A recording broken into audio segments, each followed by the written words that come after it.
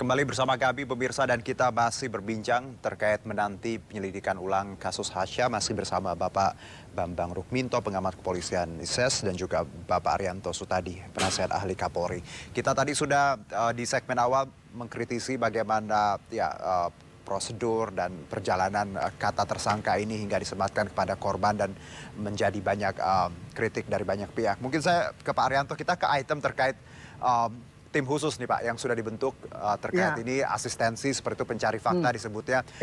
Anda melihat apakah ini langkah yang baik atau malah tadi bahwa hanya mungkin ya legitimasi atau tadi terkait hal yang sudah dilakukan. Apa ada perubahan di sini? Ada optimis?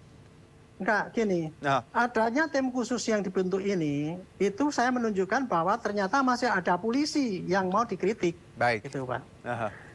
Karena rakyat tidak puas, maka dibikinlah dia tim pencari fakta. Padahal tim pencari fakta itu sebenarnya wasting kan, tuh menghambur-hamburkan waktu dan segala dan sebagainya itu.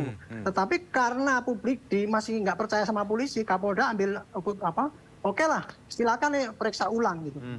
Itu hal yang bagus Pak, karena menanggapi rasa ketidakadilan yang disuarakan oleh orang rakyat banyak akibat tindakan polisi itu. Walaupun polisi selama ini menyatakan itu kan di dalam kasus kan menyatakan bahwa dia tidak salah Pak, benar gitu, menurut dia kan gitu Pak. Tetapi kebenaran itu tidak diakui oleh masyarakat sebagai suatu keadilan yang adil untuk kedua pihak kan gitu Pak. Nah sekarang kalau dengan adanya tim terbuka nanti akan diperiksa ulang Pak gitu. Saya yakin Pak nanti diperiksa ulang pasti ketemunya Eko itu tidak memenuhi unsur, kemudian yang salah itu adalah mahasiswanya dan kemudian meninggal. Endingnya Pak nanti itu pasti bunyinya gini, oh iya ini memang kecelakaannya kayak gitu ya. Ekonya itu sebagai tersangka tetapi kemudian harus dihentikan karena unsurnya kelalpanya itu tidak ada.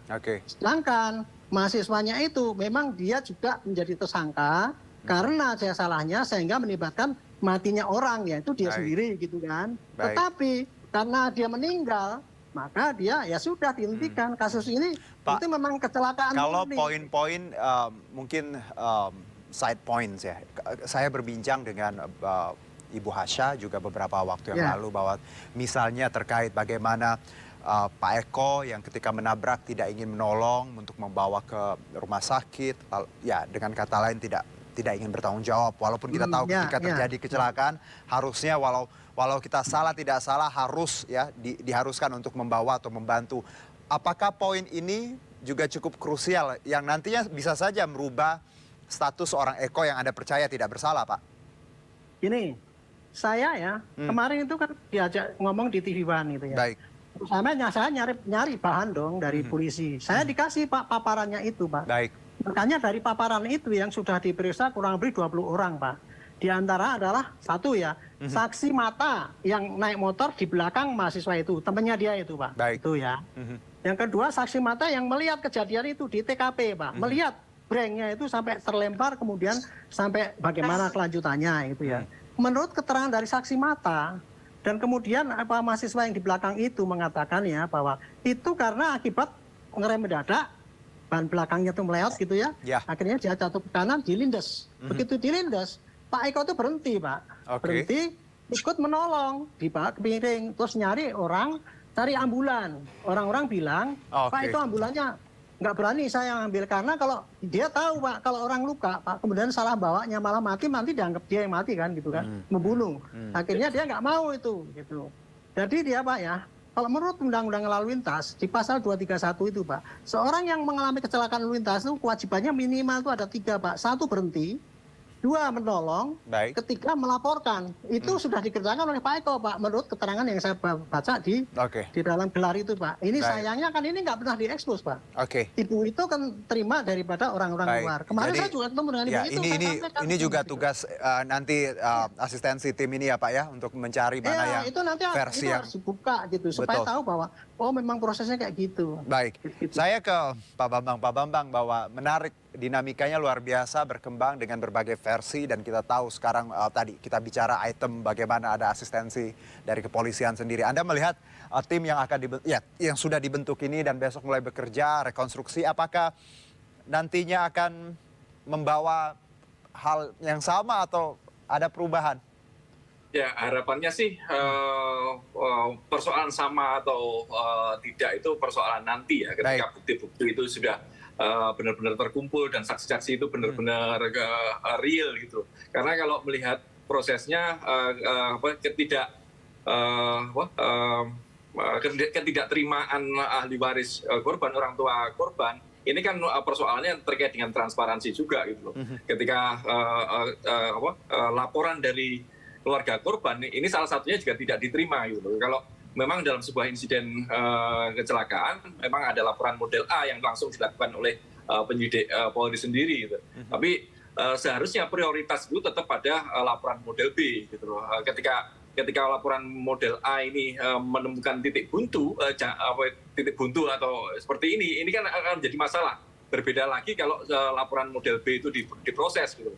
Kalaupun nanti tidak ada titik temu, itu kan masih penyidik bisa saja melanjutkan ke pengadilan gitu loh. Toh terduga pelaku itu masih hidup dan bisa masih memiliki hak pra peradilan. Jadi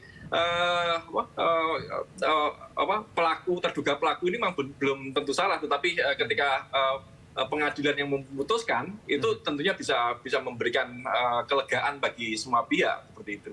Oke, kalau terkait langkah keluarga yang melaporkan Polres Jakarta Selatan, Pak Bambang, ke Ombudsman, menurut Anda langkah ini seperti apa? Ya, salah satunya karena tidak laporan model B itu tidak diterima. Gitu. Baik. Memang bahwa saya tadi di awal kan mengapresiasi langkah Kapolda Metro untuk membentuk tim pencari fakta gitu loh. Tapi selama ini kerja-kerja tim pencari fakta itu seringkali juga malah melegitimasi dari kesalahan gitu. Ini kan makanya masyarakat sekarang tetap harus skeptis kepada langkah-langkah yang dilakukan oleh Polda Metro dengan mengawalnya. Okay. Salah satunya dengan melibatkan BEM UI dan harapannya juga melibatkan dari pihak orang tua korban. Kalau itu sudah dilakukan, saya rasa bisa melegakan semua orang. Baik, jadi memang tim asistensi ini harusnya terdiri dari banyak pihak ya Pak ya, pakar, BEM UI juga, keluarga. Jadi biarpun nanti hasilnya kita lihat bersama bahwa kesimpulan dari banyak pihak, bukan satu sudut pandang ya Pak Bambang ya. Ya, betul. Oke, saya mungkin ke Pak Arianto. Pak, kalau kita lihat lagi secara umum ya, langkah yang sudah dilakukan tentunya kita apresiasi, semuanya masih sangat dinamis, perlu banyak pertimbangan, perlu banyak yang digali. Tapi di luar itu Pak Arianto, publik tentunya melihat ini sedikit berbeda ya, ketika kita tahu ada banyak rasa ketidakadilan yang kadang dikaitkan dengan kepolisian.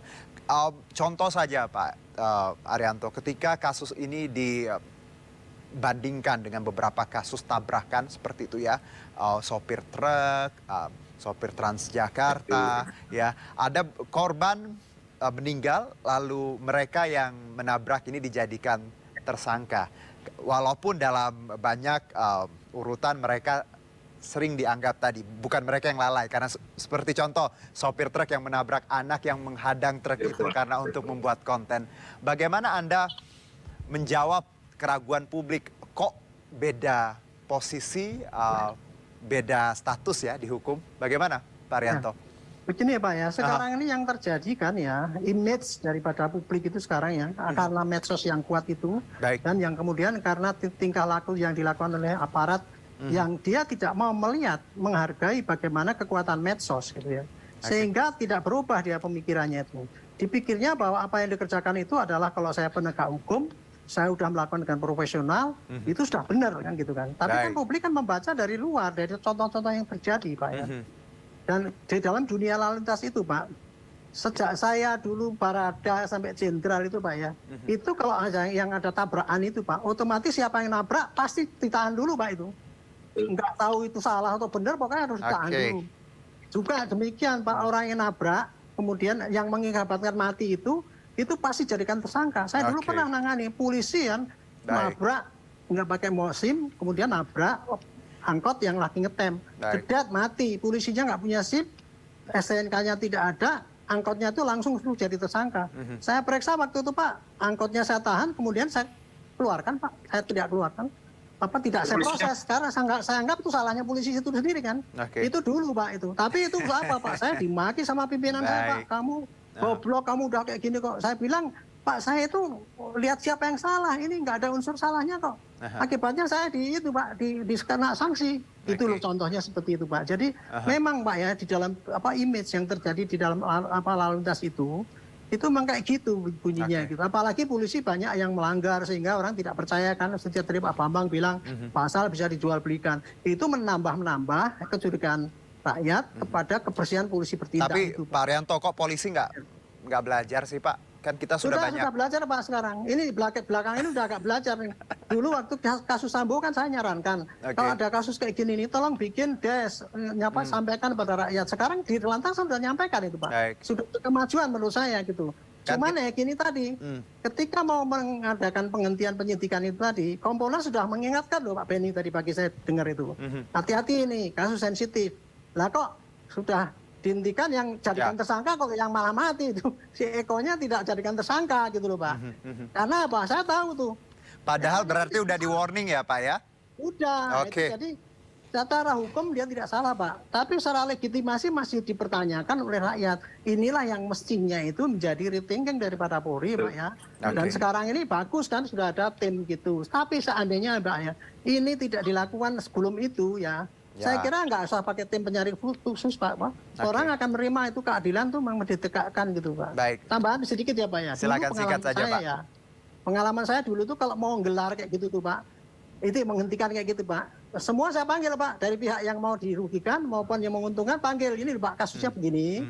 Lawyer daripada yang mau dirugikan kita panggil gini, kesimpulan kita hentikan. Kalau Anda tidak terima silakan pra peradilan. Itu dulu saya lakukan begitu Pak. Tapi kemarin ini enggak karena polisi udah mungkin terlalu percaya bahwa dia udah benar. Itu masalahnya Pak Arianto. Kita tuh publik tidak ingin melihat ada yang tadi di hadapan hukum nggak ada yang superior ya inferior atau pelikat ya. Itu kan masih tumbuh karena kurang transparansi. Mas Juno. Iya silakan. Saya ingat apa itu satu kata yang disampaikan oleh almarhum guru besar saya Profesor Stando. Apa Pak Bambang? Memang kita melihat bahwa di mata hukum kita itu sama itu. Tetapi di mata penegak hukum belum tentu sama. Itu yang menjadi problem di penegakan hukum kita. Nice. Oke. Pak Bambang, terima kasih. Pak Arianto, kita tentunya sangat mencintai Polri ya. Tentunya untuk ya tadi mungkin beberapa oknum, tapi the whole thing saya harap Polri tetap menjaga integritasnya ya. Karena dengan begitu kita publik juga akan kembali membangun trust untuk kepolisian di Republik Indonesia ini. Dan terima kasih atas insight-nya. Kita kawal bersama kasus ini. Semoga nanti keadilan menemukan jalannya dan saya yakin pasti yang terbaik untuk semua pihak. Terima kasih Pak Arianto Sutadi dan juga Pak Bambang Rukminto. Selamat beraktivitas kembali. Terima kasih sama-sama. Assalamualaikum. Waalaikumsalam. Kami akan jeda terlebih dahulu, tetap bersama kami di MNC News Now.